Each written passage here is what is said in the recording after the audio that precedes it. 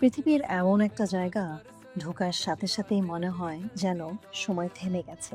যেখানে শব্দগুলো আর শব্দ থাকে না, হয়ে যায় জেকের। যেখানে সুর আর সুর নয়, হয়ে যায় ইবাদত। দিল্লি নিজামুদ্দিন আউলিয়ার দরগা এমনই এক জায়গা।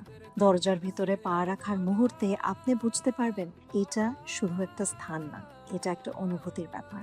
গোলাপের গন্ধ, কাওয়ালির সুর, মানুষের দোয়া, সব কিছু মিলে যেন একটা অদৃশ্য শক্তি আপনাকে ঘিরে ধরে।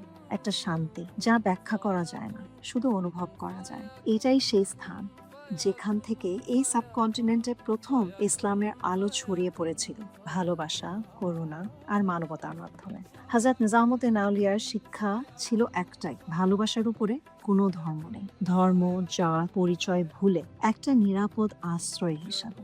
আজকের পৃথিবীতে অনেক ধরনের বিভাজন, যেখানে নিজামুদ্দিন আউলিয়ার দরগা আমাদের মনে করিয়ে দেয় আসল শক্তি আছে একত্বে, ভালোবাসায় এবং আল্লাহর সাথে সেই নিজস্ব সংযোগে।